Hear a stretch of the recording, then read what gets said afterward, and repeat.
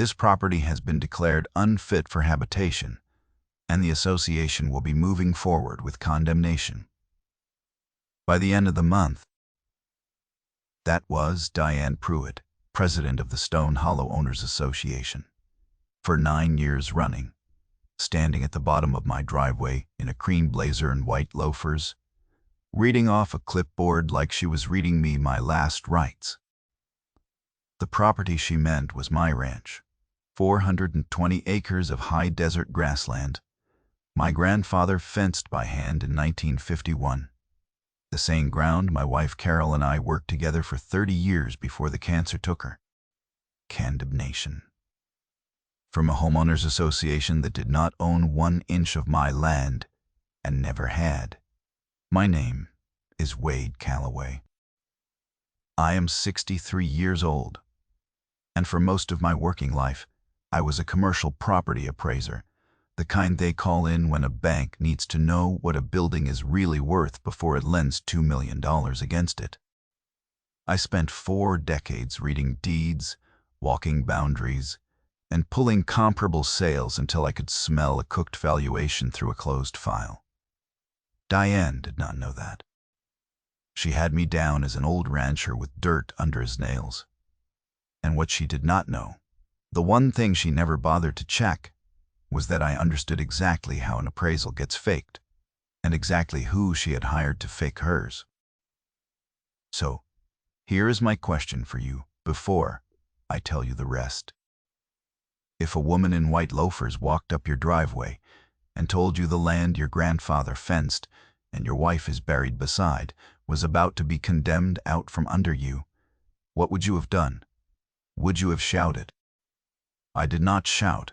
I went inside and got a legal pad. Let me take you back to the beginning, because the beginning is where I built the thing that saved me, years before I knew I would need it. I grew up on this ranch. My grandfather, Earl Calloway, drove out from Oklahoma in the back end of the Dust Bowl years with nothing but a flatbed truck, a war pension, and a stubbornness that ran in the family like a second blood type. He bought 420 acres of nobody-wanted-it grassland at the edge of what was then Open County. Ground so dry, the bank thought he was a fool to take it. He fenced it himself, post by post, walking the line with a roll of barbed wire on a spool and a tamping bar across his shoulder. He dug the first well himself, by hand and by mule, until he hit water at 60 feet and stood in the bottom of the hole laughing. When he died, my father kept it and ran cattle on it through 2 droughts and 1 flood. And when my father died, it came to me recorded clean in the county courthouse, deed and survey both, the metes and bounds written out in my grandfather's careful hand and certified by a surveyor named Hollis in 1951. I've held that deed in my hands more times than I can count. I know the weight of the paper. Carol and I raised our daughter here. Her name is Becca. She is 17 now, a junior at the county high school, and she has her mother's stubborn jaw and her mother's habit of writing things down. Carol kept the ranch books for 30 years in a column hand. So neat, the accountant once asked if she had been a bookkeeper, and she had not. She had just decided that a thing worth doing was worth doing where you could find it again. After Carol passed 4 years ago, the spring, with the cottonwoods just coming green, it was just the 2 of us and a blue heeler named Scout, and the 3 of us settled into a quiet rhythm that I thought no clipboard could ever break. Becca did her homework at the kitchen table, where her mother used to do the books. I kept my folders on the same table.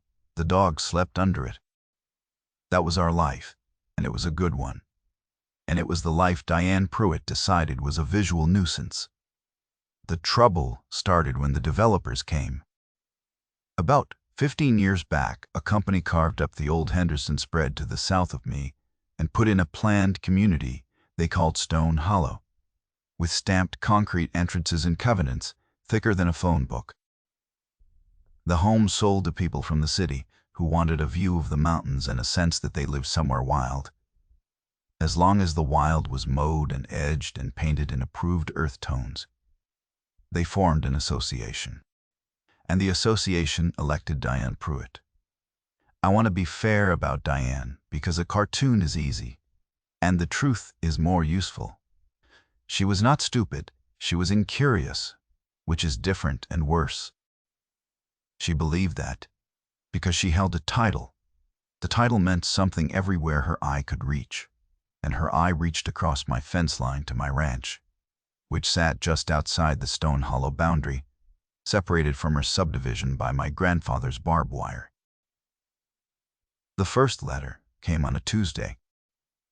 It was printed on association letterhead, and it informed me that my fences were not in compliance with community aesthetic standards, and that my outbuildings, the barn, and the 2 equipment sheds were creating a visual nuisance for Stone Hollow residents. It requested that I submit a remediation plan within 30 days. I read it twice, sitting at the kitchen table. And then I did the thing my grandfather taught me, and my career drilled into bone. I took a fresh manila folder, wrote the date on the tab, and filed the letter inside. That was Incident 1. I drove down to the Stone Hollow office that week, polite as I knew how to be, and I told the woman at the desk that my ranch was not part of their association, never had been, and that I would be happy to show them the deed. Diane came out of the back office while I was talking. She had the clipboard even then. She looked at me the way you look, at a man tracking mud across a clean floor. Mr. Bratt. Calloway, she said, I understand your confusion, but Stone Hollow's master plan considers your parcel functionally part of our community. We all benefit from shared standards. I'd hate to see this become adversarial. Functionally part of our community. I would hear that phrase, or a cousin of it, more times than I can count over the next 2 years.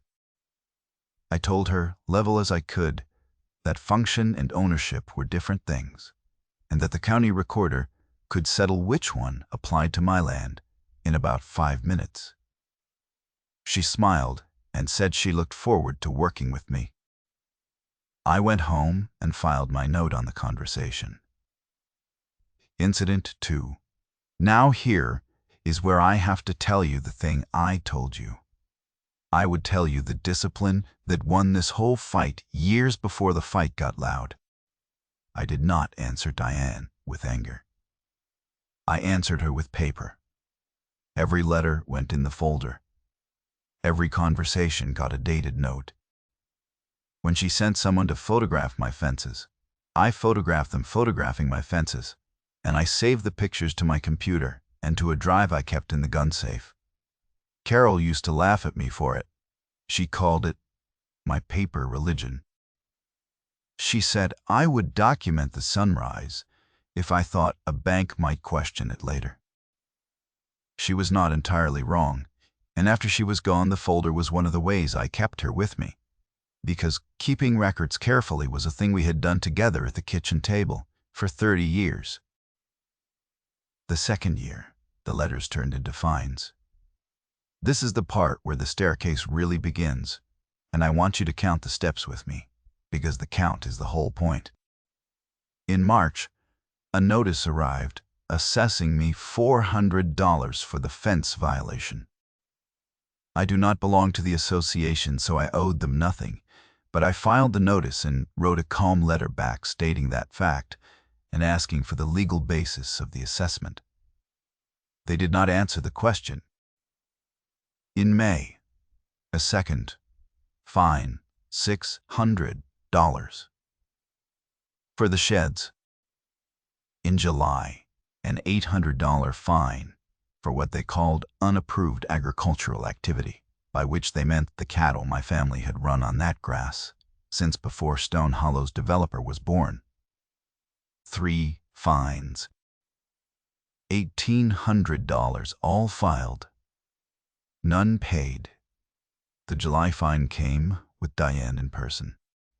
She drove up in a white golf cart She had no road business, driving on the county road, and she sat at the bottom of my drive in it, idling, until I walked down. She had the clipboard across her knees, and her sunglasses pushed up on her hair. She told me the association's patience was not unlimited, that responsible neighbors did not let things reach this point, and that she was sure I did not want my family name attached to a record of noncompliance. I told her again that my ranch was not in her association, and that she could verify it at the recorder's office any weekday before 5.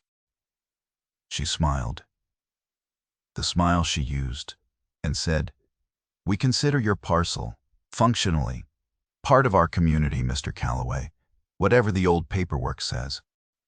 I wrote that line down word for word when I got back to the house, because a person who waves off the paperwork is a person who has not read it, and a person who has not read it is a person who can be beaten by it.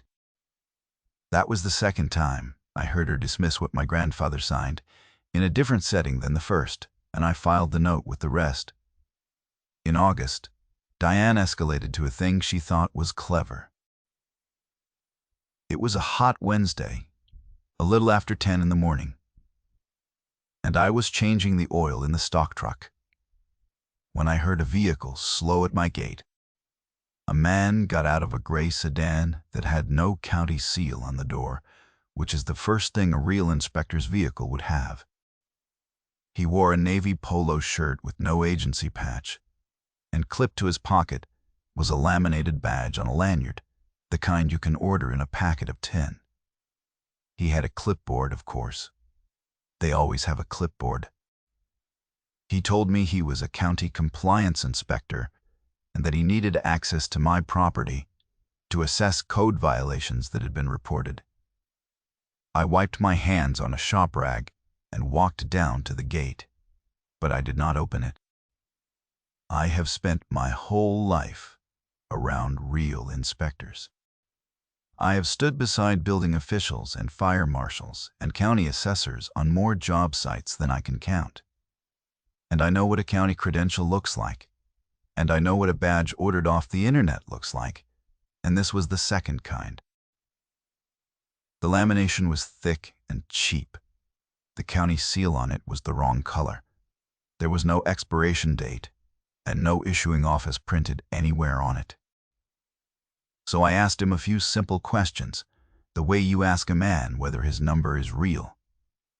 I asked for his county identification number. He looked down at his badge as if it might tell him. I asked for the name of his supervising office and the case number of the complaint he was acting on. He could not give me either. He gave me a phone number instead, and told me I could call it to verify, and I did, right there at the gate with him standing on the other side of it, and the number rang through to the Stone Hollow Management Company. A receptionist answered with the name of the subdivision. I thanked her and hung up and looked at the man through the wire. I told him, level, that he was welcome to come back with a real county inspector and a real case number, and I would walk the property with them myself, but that until then my gate stayed shut. He started to say something about obstruction. I had already lifted my phone and was photographing his badge, his face, his clipboard, his car, and his plate, slow and deliberate, one frame at a time, narrating the date and time out loud the way I had learned to do. He got back in the gray sedan and left. I saved every photo that night to my computer into the drive in the gun safe, and I filed a written account of the whole encounter while it was fresh. Incident, by my count, number 7. That night, Becca sat across from me at the table while I labeled the photos, and she asked me why I did not just call the sheriff and have it stopped. It is a fair question, and it is the question most people ask, so let me answer it the way I answered her. I told her that a filed complaint has its own weight, that a deputy who rolls up on a dispute cannot just take my word against Diane's, that the law moves on documented patterns and not on who is angriest. I told her that if we wanted the law on our side, we had to hand it a record so clean and so complete that it could only land one way. She listened, the way she listens, and then she got her own notebook and started keeping her own log, in case mine ever got lost. That is my daughter. I file the sunrise, and she files me. The fall of that second year is when I started to understand that this was never really about my fences. I have a friend named Roy Tanner, a retired surveyor, who ran half the boundary lines in this county over 40 years and who knew my grandfather. Roy is a small, dry man with reading glasses pushed up on a sunburned forehead, and he has the surveyor's habit of never quite trusting a line until he has walked it. He stopped by one afternoon with a six-pack and a rolled tube of paper under his arm, and a look on his face I had not seen before. We sat on the porch. He cracked a can, set it down without drinking, and unrolled the tube across the boards, weighting the corners with my boot in his. It was a plat. He had been doing some quiet digging at the county planning office, the way old surveyors do when they smell something off, and he had pulled a preliminary filing that had not been publicized yet. Stone Hollow had filed for a major expansion, 200 new lots, and Roy put one blunt finger down on the southern third of the drawing and held it there until I looked. "Wade," he said, "you see where these lots sit? The expansion was drawn right across the bottom third of my ranch. The lot lines ran over my grass like they were already entitled to it. Neat little rectangles laid across ground my grandfather had fenced by hand. You cannot plat lots on land you do not own." Roy said it plain. "Unless," he said, "you first get the land declared unfit and condemned, and then you arrange to acquire it cheap at the back end of the process, after the owner has been worn down or moved out." He had seen it done before, twice in his career, and both times it had started exactly like this, with letters about aesthetics and fines about fences, and then he told me the part that put the whole 2 years into one clean line: the name on the expansion filing. The principal of the development company behind Stone Hollow was a man named Greg Pruitt, Diane's husband. There it was. The fences and the fines and the fake inspector were never about community standards. They were the opening moves of a land grab, and Diane was the public face of a scheme her husband was running to take the bottom of my ranch and turn it into 200 building lots.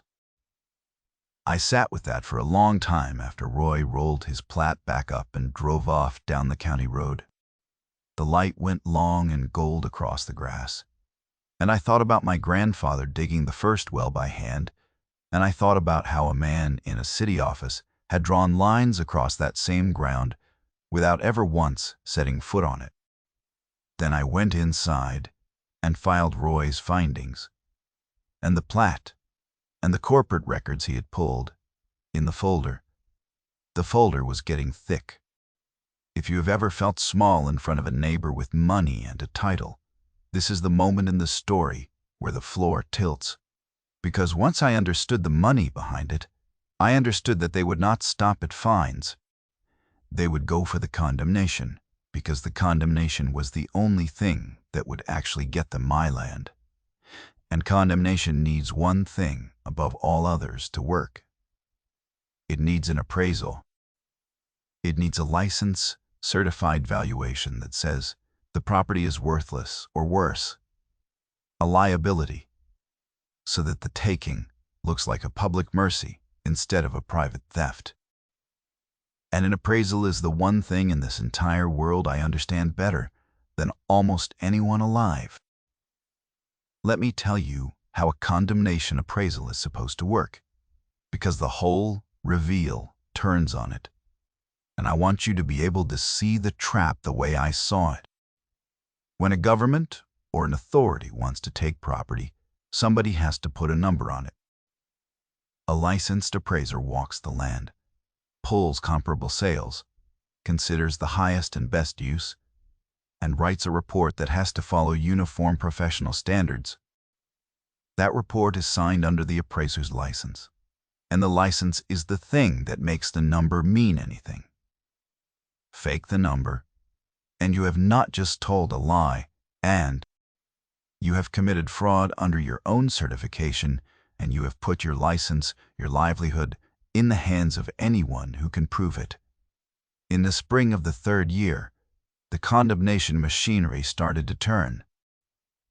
I got a formal notice that the Stone Hollow Association, acting in concert with the county, intended to pursue a determination that my ranch was unfit for habitation and a hazard to the surrounding community, and that an appraisal had been commissioned to establish the property's value for acquisition.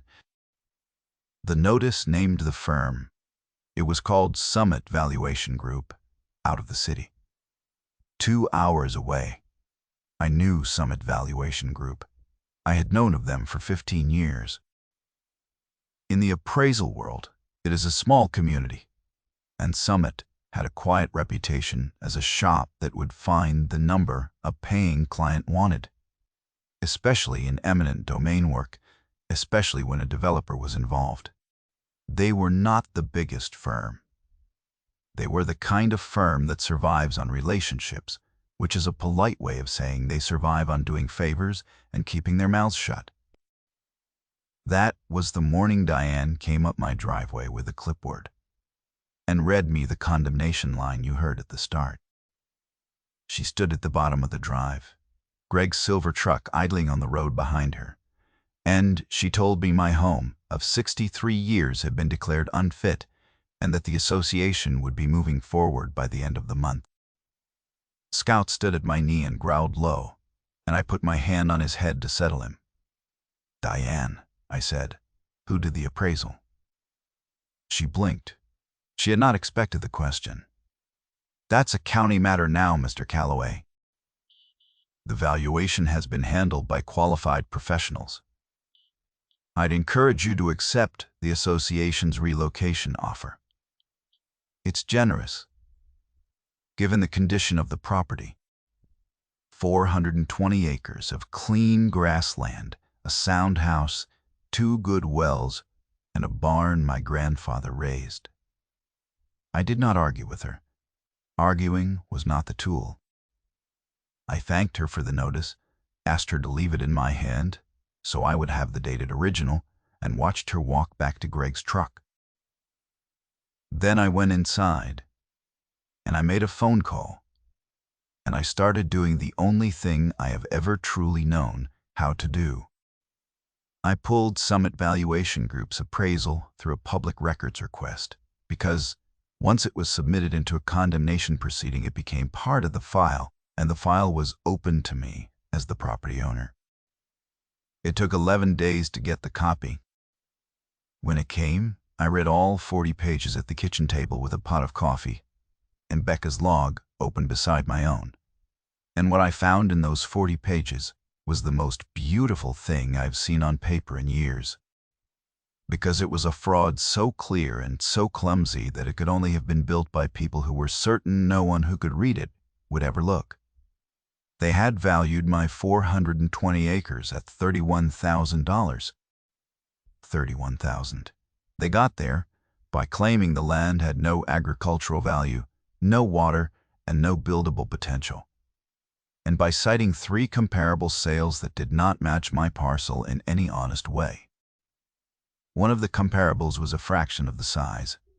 One was landlocked with no road access. One had been sold under distress in a tax auction. No competent appraiser pulls those 3 as comps for a 420-acre ranch with 2 producing wells and county road frontage. You pull those 3 when somebody has told you the answer and asked you to walk backward to it. And the report was signed. It was signed under a state appraiser's license by a man named Del Hargrove, with Summit's firm certification beneath it. That signature was the thread, because the moment Del Hargrove signed a knowingly false valuation to facilitate a taking, he had not done Diane and Greg a favor. He had handed me, and the state licensing board, and the county, a loaded weapon with his own fingerprints already on it. Now, most people at this point take that report to a lawyer and file an objection. And that is not wrong, but it is slow, and it fights the fraud, one document at a time on the developer's home field. I did the thing the title of this story already told you I did, and I want to walk you through exactly how, because it is the part people do not believe until they see the paperwork. I had spent 40 years in the valuation business. I had relationships, a clean license of my own, and savings Carol and I had built carefully, because we never spent money we did not have. And I knew, from 15 years of industry gossip, that Summit Valuation Group was not thriving. The founder was near retirement, the firm carried more debt than billings, and in a small market, a shop like that is for sale to anyone serious who walks in the door. So I walked in the door. It took about 6 weeks, and the help of a broker named Sam Whitfield I had known for 20 years, a careful man who had brokered the sale of 3 appraisal shops in that market and knew where the bodies were buried in every one. I did not announce myself as the man whose ranch Summit had just appraised at $31,000. I presented myself as exactly what I was, a retired appraiser looking to acquire a going concern before he got too old to run one. And I made a fair offer for the firm's assets, its book of business, and critically, its complete file archive. The founder of Summit was a man in his late 60s named Kurt Blayless, tired and over-leveraged, and when Sam set the meeting, he came to it already half sold. We met in a coffee shop halfway between the city and the ranch. Kurt talked about how the business had changed, how the margins had thinned, how he wanted to be done before another tax season. He never asked me why I wanted the files. To him, it was just diligence, the normal caution of a buyer who wants to know what he is buying. I asked plainly whether the archive was complete, whether every engagement letter and worksheet and signed report going back was in those cabinets. He said it was. He said Dell kept everything, which was the most useful sentence anyone said to me in 3 years. I told him I would want it all, intact, as a condition of the sale. He shrugged and said that was fine. That paper was paper, and he signed. We closed quietly through Sam, with a standard asset purchase agreement and no fanfare. And on the day the sale recorded, I became the owner of Summit Valuation Group, which meant I became the lawful custodian of every file that firm had ever produced, including the file on my own ranch, and including the records of every other job Del Hargrove had signed. I drove home that evening with the key to a filing room in the city in my pocket, and I did not say a word to anyone but Becca, who looked up from her homework when I came in, read my face, and said, "You bought it. You actually bought it." I told her I had. She closed her book and said, "Good," and went back to writing. And that was the whole celebration, and it was the right size. Let me be plain about what that meant, because it is the whole game. As the new owner, I was not stealing anything, and I was not snooping.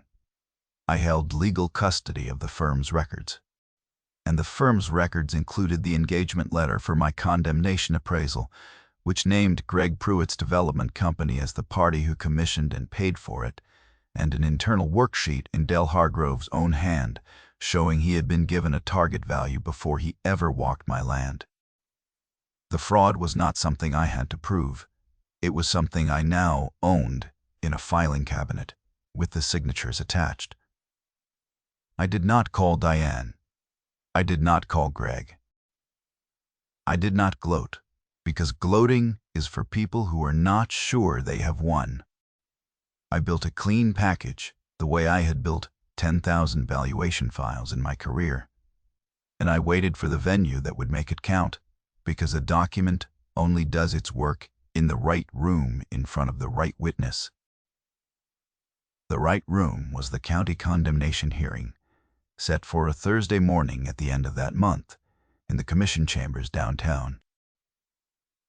This was the public proceeding where the county would formally consider the association's petition to declare my ranch unfit and authorize the taking. Diane would be there to present. Greg would be there in the back. And the appraisal. The $31,000 appraisal was the centerpiece of their entire case. The morning of the hearing, Becca wanted to come. I almost said no, because I did not know how it would go, and a father wants to spare his child a public fight. She looked at me with Carol's jaw set hard, though, and she said she had kept a log for 3 years and she had earned the right to see how the story ended. So she came. She sat in the second row, in a clean shirt, with her notebook closed in her lap. And Roy Tanner sat beside her, and Scout waited in the truck. The chambers were maybe half full. There were neighbors from Stone Hollow there, some of whom had genuinely believed the association's line about a derelict property dragging down their values because that is what they had been told. And they had no reason to check. There was a county attorney and 3 commissioners on the dais, and a court reporter, and Diane at the petitioner's table in a magenta blazer with her clipboard and a thick binder of her own. Diane presented first. She was good at it, I will give her that. She talked about community standards and public safety and the burden my property placed on Stone Hollow. She referenced the fines, which she described as years of documented non-compliance, never mentioning that not one of them had a legal basis. And then she came to her centerpiece. She held up Summit's report and told the commission that an independent, licensed professional appraisal had established the property's value at $31,000, reflecting its condition and lack of viable use, and that the association's relocation offer, independent. That was the word she used. I wrote it down. When it was my turn, I did not go to the podium with a speech. I went up with a single folder, the same manila kind I had started 3 years before, and I asked the commission for permission to enter several documents into the record. The county attorney, a careful younger man named Hollis Pratt, nodded. And then, in the flattest voice I own, I walked them through it, one sheet at a time, the way I had walked 10,000 valuation reviews in my career, where you do not raise your voice because the paper is louder than you are. I said the appraisal Mrs. Pruitt had just called independent was commissioned and paid for by Stone Hollow's development company, and I laid the engagement letter on the table where the commissioners could see it. I said the development company's principal was Greg Pruitt, the petitioner's husband, and I laid the corporate filing beside it, his name printed plain at the top. I said the appraiser had been given a target value before he ever inspected the land, and I laid Del Hargrove's own internal worksheet beside that, the target number circled in his own pen at the top of the page, before a single comparable had been pulled. I said the 3 comparable sales in the report were a fraction-sized parcel, a landlocked parcel with no legal road access, and a tax auction distress sale. None of them valid comps for a 420-acre ranch with 2 producing wells and county road frontage, and I laid the comp sheet down with each problem marked in the margin in my own hand. Diane half rose at her table. "This is highly irregular," she said. "Mr. Calloway is not a licensed party to this valuation and has no standing to characterize a professional report he is not qualified to read." Then I told the commission the last thing, the thing that changed the temperature in the room. I said that I had been a licensed commercial appraiser for 40 years, that I had reviewed condemnation valuations for banks and counties across 3 states, that I knew exactly how a report like this is built and exactly how one is cooked, and that I could tell the difference at a glance because telling the difference had been my profession. And then I said that 6 weeks ago I had purchased Summit Valuation Group outright, the firm that produced the report in Mrs. Condemn, Pruitt's hand, and that I now held lawful custody of its complete file archive, including every record behind the appraisal she had just entered into evidence as independent. I said the firm that produced her centerpiece had, since the day of closing, been owned by the man whose ranch it had valued at $31,000. The room was very quiet. Somewhere in the back, a chair scraped. Diane stood all the way up this time and started to say something about procedure, about how this was not the proper forum, and the chair of the commission, an older woman with steel glasses, lifted one hand without looking at her, the way you stop traffic, and Diane sat back down. In the second row, Becca had her notebook open on her knee, and her pen was moving. The county attorney asked to see the engagement letter. He read it. He read the worksheet. He looked up at the dais and he said, on the record, that the appraisal underlying the petition appeared to have been procured by a party with a direct financial interest in the outcome, that the document could not support a condemnation, and that in his judgment the matter needed to be referred to the State Appraiser Licensing Board and the District Attorney's Office for review. Here are the two numbers I want you to hold side by side, because this is the gap the whole story was built to show you. Their appraisal valued my ranch at $31,000.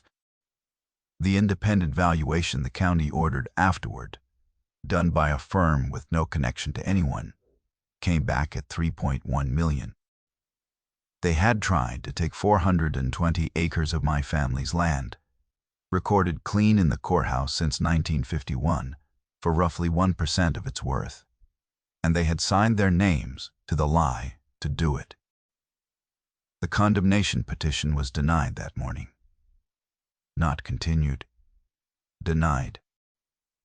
And the denial was only the beginning of what came down on them, because once a thing like that is referred to the right offices, it stops being my fight and becomes the state's. The Appraiser Licensing Board opened a formal investigation into Del Hargrove within the month. He surrendered his license before they could revoke it, which in that world is the same as confessing, and without a license he was finished in the only trade he had. The district attorney's office took the engagement letter and the worksheet and built a fraud case around the condemnation scheme. And Greg Pruitt's development company, the one with the 200-lot expansion drawn across the bottom of my ranch, found its financing pulled the moment the fraud referral became public, because no bank lends into a project that is under criminal review. The expansion died on the drawing board. The lots were never built. The land they tried to take stayed exactly where it had been since my grandfather fenced it. Diane resigned the presidency of the Stone Hollow Owners Association before the next meeting, because an association cannot survive its president being named in a condemnation fraud. Referral and the neighbors who had believed her line about the derelict ranch got a very different education. Some of them came to my gate afterward, a little ashamed, to say they had not known. I told them the truth, which is that they had been lied to by someone they trusted, and that being lied to is not the same as being guilty.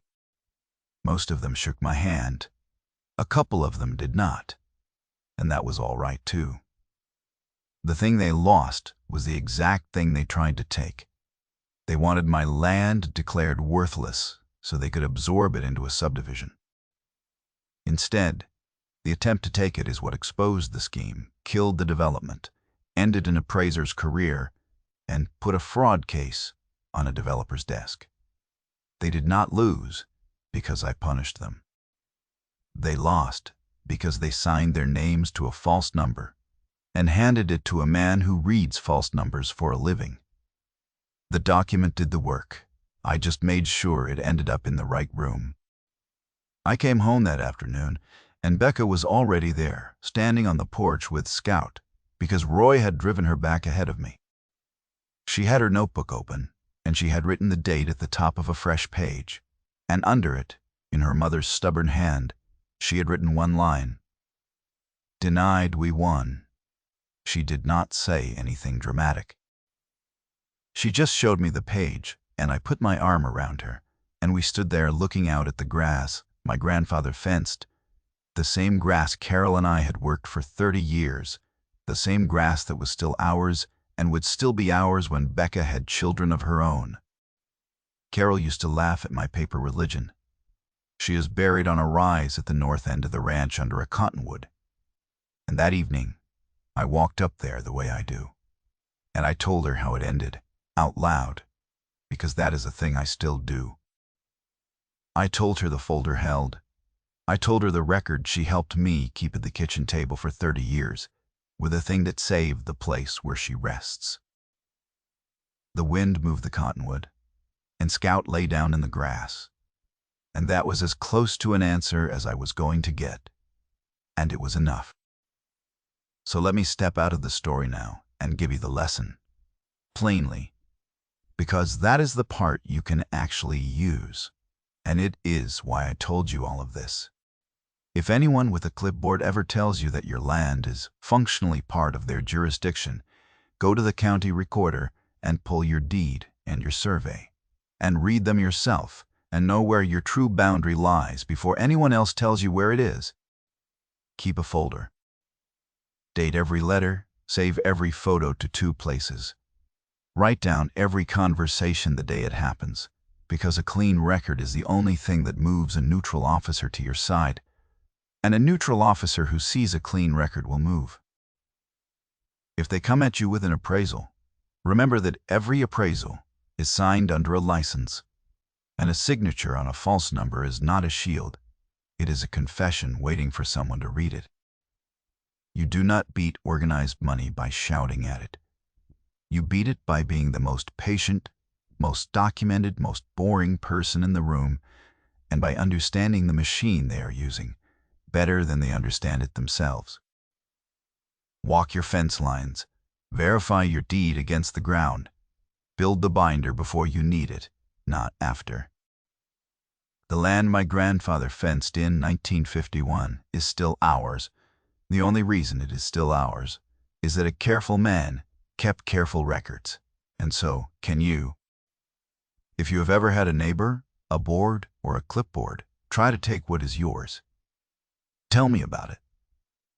Down in the comments, because I read them, and so do a lot of folks who have been where you are. If this story was worth your time, subscribe and stay close, because there are more of these, and they are all true to the bone. Next time I will tell you about the widow 2 Valleys, over whose HOA fined her for the wildflowers on her own septic field, right up until the day she pulled the easement her late husband recorded in 1968 and showed them whose land the flowers were really growing on. That one ends at a county counter with a plat map and a silence you could hear from the parking lot. Until then, keep your records, walk your lines, and never let anyone tell you what your ground is worth without checking who signed the paper.